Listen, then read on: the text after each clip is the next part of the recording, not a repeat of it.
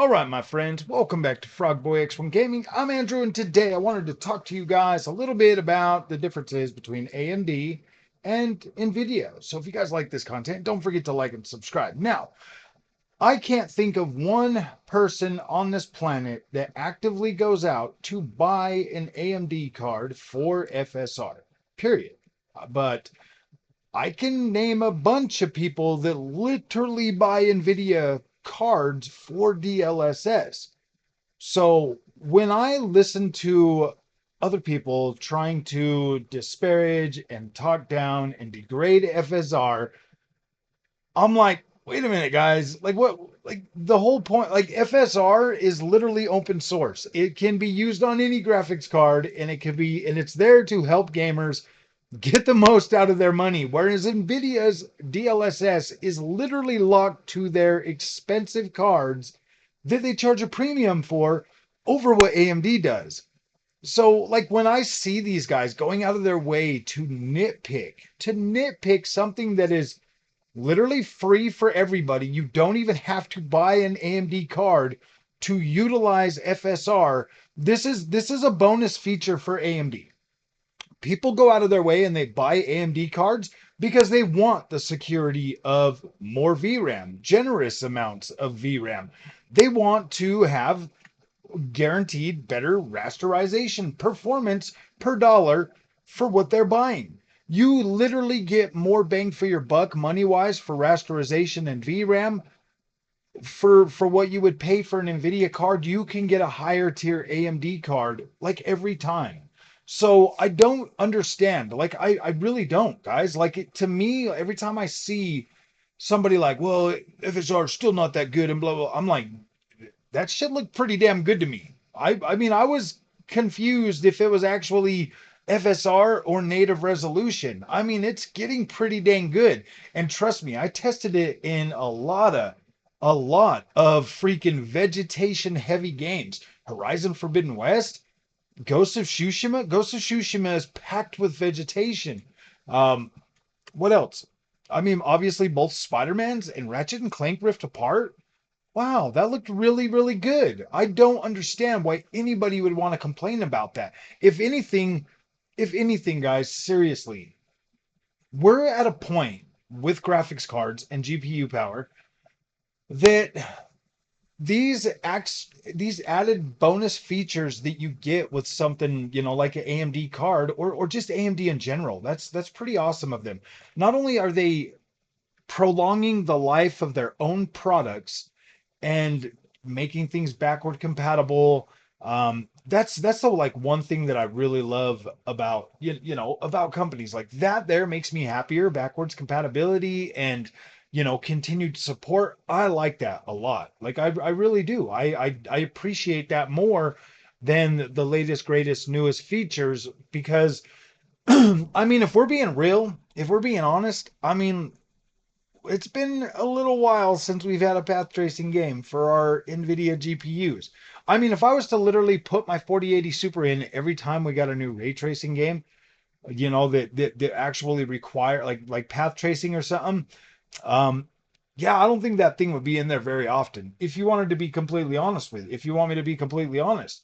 So I mean, when I see people nitpicking everything that AMD does, and I just sit back here scratching my head, I'm like,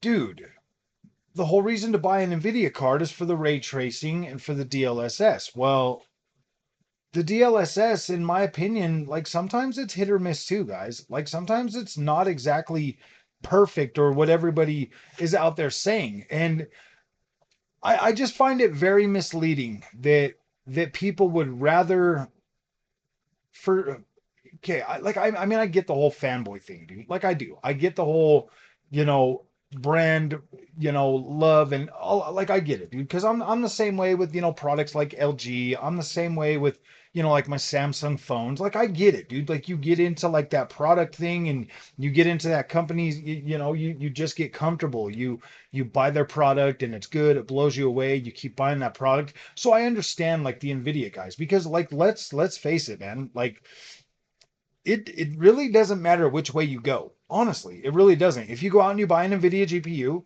chances are you're going to be blown away, especially if you're coming from consoles, man. Like you're going to probably be blown away.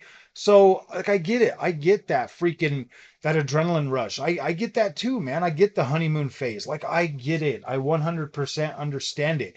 But in terms of like going out of your way to trash another product or to literally find problems with something else that you're never going to use or that you don't use to try to make yourself feel better about the product that you overspent for, like that to me, guys, that's some pretty big coping. And that's what it seems like the internet does these days. Like that's really all it seems like. Everybody out there looking for reasons to bash FSR. And I'm like, why, dude? It actually looks really good now. You've been complaining that FSR looks bad, and now all of a sudden it looks good. And now you're still out there looking for reasons to bash it. This isn't like a handmade algorithm to make video game graphics look better on AMD, by using open source. I mean, in all actuality, I mean, this is just human tuned, whereas you got AI tuning DLSS. I mean, this is getting pretty close. This is getting pretty close. Like it's really getting to a point where you're like, oh boy, I don't know about spending the extra $300-400 for the Nvidia GPU when I can literally use AMD's FSR and it looks okay. Like it looks pretty dang good. Oh man. And then I see the comments in the comment section, people, coming at me like saying, "Oh, you're just a AMD fanboy and stuff like that." And it's like what's there not to love about AMD? Like it's pretty good, man. Like honestly, it blew me away and I'm still right here and I'm still covering it and I'm still pushing back against all the nonsense and all the stuff that everybody just spouts out there because their best good favorite YouTuber said it. I'm somebody's best good favorite YouTuber, and I'm saying that AMD is pretty dang cool, man. I like AMD. Like there's nothing seriously wrong with AMD. There's too much misinformation out there. There's too much just complete ignorance when it comes to these things. Yes, Nvidia makes a good product, but they are overcharging you. They are taking advantage of you when there is an equally decent product with the AMD GPU.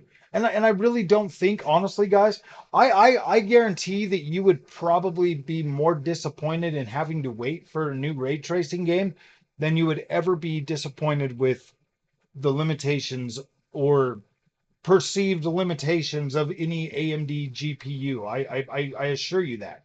Like man, we've been waiting since Alan Wake 2 for another path tracing banger game to come out. Like, have we not? Am I being unreasonable? Am I speaking out of place? Am I spreading misinformation? Like, no, man. Like Alan Wake 2 was my game of the year last year, and we're still waiting for the next must buy reason to must own an Nvidia GPU reason, you know what I mean, like ray tracing, path tracing. Those are the things that everybody says, and man, we're just not getting these games in a like fast enough to really justify that extra money that we're spending, like seriously. And by the time we actually do start getting games that are going to run on ray tracing, like AMD's going to have a competitive card.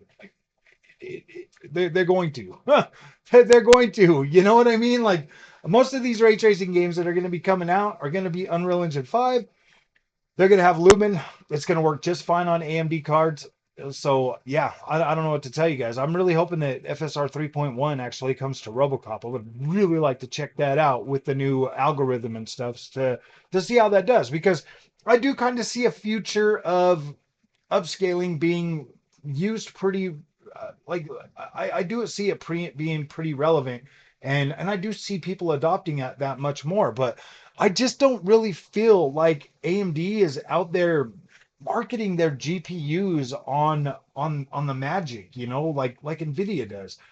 I mean, yeah, I don't know, man. I feel like if you buy an AMD card, you at least in my case, I've been less disappointed because I didn't have any expectations like that. But when I buy an Nvidia card, like I do have expectations. I do. And that is fair because I spend more money on that Nvidia product. So yeah, I do have higher expectations for the market leader, for sure, for sure. And you could call that biased if you want. I don't necessarily think it's biased. I feel like it is, you know, due to the overhype and the overselling of how people, talk about Nvidia and all of that stuff, that does come with higher expectations, like it does. So I don't think it's biased, and I don't think I'm being too easy on AMD. It's just that I'm not having the issues, I'm not running into the type of roadblocks with AMD that I do with Nvidia. The stuff that I run into with AMD is like, yeah, I know that these Nvidia marketed games are definitely not going to run that well on my AMD GPU. They are going to be poorly optimized, and that's something that I accepted a long time ago. And I didn't accept it. I clearly went out and bought an Nvidia GPU so that when I want to play those type of games, I can put it back in and I can play them.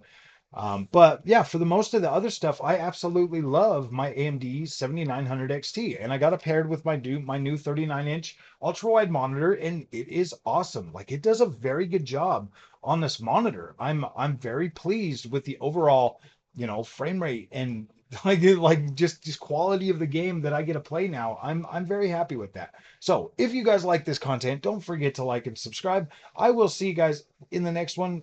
And yeah, thank you guys for watching. Thanks for listening to me rant all the time. Thanks.